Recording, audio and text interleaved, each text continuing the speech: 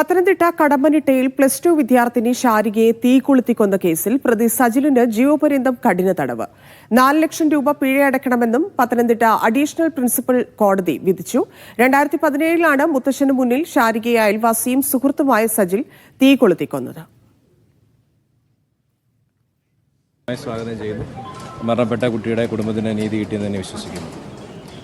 ഇതിൽ പ്രതിക്ക് വിവിധ വകുപ്പുകളിലായി ജീവപര്യന്തം കഠിന തടവും 4 ലക്ഷം രൂപ പിഴയുമാണ് പറഞ്ഞിരിക്കുന്നത്. പിഴ ഒടുക്കാത്ത പക്ഷം അത് പ്രതിയുടെ പ്രോപ്പർട്ടിയിൽ നിന്നും ഈടാക്കാനും കോടതി ഉത്തരവിട്ടിട്ടുണ്ട്. ഈ കേസിൽ ഏറ്റവും നിർണായക സാക്ഷി എന്ന് പറഞ്ഞത് മരണപ്പെട്ട ഷാരികയുടെ മുത്തച്ഛൻ തന്നെയായിരുന്നു. എന്നാൽ ട്രയൽ തുടങ്ങുന്നതിന് മുമ്പേ തന്നെ അദ്ദേഹം മരണപ്പെട്ടിട്ടുള്ളതും തുടർന്ന് അദ്ദേഹത്തെ വിസ്തരിക്കാൻ സാധിക്കാതെ പോയിട്ടുള്ളതാണ്. തുടർന്ന് മരണപ്പെട്ട ഷാരികയുടെ ഡൈൻ ഡിക്ലറേഷൻ 32(1) എവിഡൻസ് ആക്ട് പ്രകാരമുള്ള മരണമൊഴി അത് സബ് ഇൻസ്പെക്ടറോട് കൊടുത്തത്, അതുപോലെ തന്നെ മജിസ്ട്രേറ്റിനോട് കൊടുത്തതും പെൺകുട്ടിയുടെ അച്ഛനോടും അമ്മയോടും പറഞ്ഞ മരണമൊഴി ഉൾപ്പെടെയുള്ളവ കോടതിയിൽ ബോധ്യപ്പെടുത്താൻ സാധിച്ചു. അതോടൊപ്പം തന്നെ പ്രതിക്ക് ഈ ഇൻസിഡൻറ്റിൽ ഇഞ്ചുറി പറ്റിയിരുന്നു. 35% ബേൺ ഇഞ്ചുറി പ്രതിക്കുണ്ടായിരുന്നു. അതുൾപ്പെടെ കോടതിയിൽ ബോധ്യപ്പെടുത്താൻ സാധിച്ചു. പിന്നീട് പ്രതി കൃത്യസ്ഥലത്ത് നിന്ന് ഓടിപ്പോകുന്നതിൻ്റെ സാക്ഷികളുണ്ടായിരുന്നു. പെൺകുട്ടിയുടെ അച്ഛനും അമ്മയും അത് കണ്ടിരുന്നു. ആ കാര്യങ്ങളും കോടതിയിൽ ബോധ്യപ്പെടുത്താൻ സാധിച്ചു. നന്ദുഷ ചേരുന്നുണ്ട്. നന്ദുഷ, കേസിന്റെ വിശദാംശങ്ങളും ഒപ്പം വിധിയിലെ കാര്യങ്ങളും.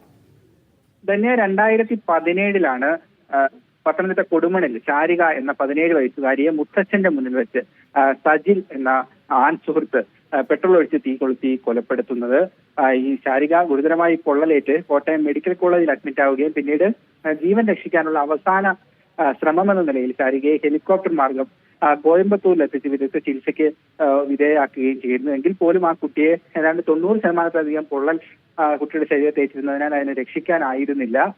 അതിനോടൊപ്പം തന്നെ അന്ന് തന്നെ പ്രതി സജിലിനെ പോലീസ് കസ്റ്റഡിയിൽ എടുത്തിരുന്നു. ഈ സജിൽ ഈ കുറ്റകൃത്യം നിർവഹിച്ച ശേഷം ഓടി രക്ഷപ്പെടുന്ന സാക്ഷിമൊഴികളടക്കം പോലീസ് ശേഖരിച്ച് നടത്തിയ അന്വേഷണത്തിലൂടെയാണ് സജിലിനെ അന്ന് തന്നെ പോലീസ് കസ്റ്റഡിയിലെടുത്തത്. തലയ്ക്ക് ഗുരുതരമായി സജിലിന് പരിക്കേറ്റിരുന്നു. ഏതാണ്ട് 30% പൊള്ളൽ സജിലിനും ഈ കുറ്റകൃത്യത്തിനിടയിൽ ഉണ്ടായി എന്നും അന്വേഷണ സംഘം കണ്ടെത്തിയിരുന്നു. ഇതും ഒരു നിർണായക തെളിവായി കോടതിയിൽ വിചാരണ സമയത്ത് അന്വേഷണ സംഘം അവതരിപ്പിച്ചിരുന്നു.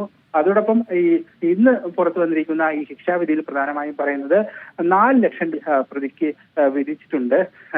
പെൺകുട്ടിയുടെ കുടുംബത്തിന് നീതി ലഭിച്ചു എന്നാണ് വിധി പുറത്തു വന്ന ശേഷം പബ്ലിക് പ്രോസിക്യൂട്ടർ മാധ്യമങ്ങളോട് പറഞ്ഞത്. ഏതായാലും പഴുതടച്ചുള്ള അന്വേഷണവും അതോടൊപ്പം കൃത്യമായ രീതിയിൽ സാക്ഷിമൊഴികളുടെ ശേഖരണവും കൊണ്ടാണ് പ്രതിക്ക് ശിക്ഷ വാങ്ങിക്കൊടുക്കാനായതെന്ന് അന്വേഷണ സംഘവും പ്രതികരിക്കുന്നുണ്ട്. ഈ കേസിലെ മുഖ്യ സാക്ഷിയായിട്ടുള്ള ഷാരികയുടെ മുത്തച്ഛൻ ഈ കേസിന്റെ ട്രയൽ തുടങ്ങുന്നതിന് മുൻപ് തന്നെ മരണപ്പെട്ടിരുന്നു.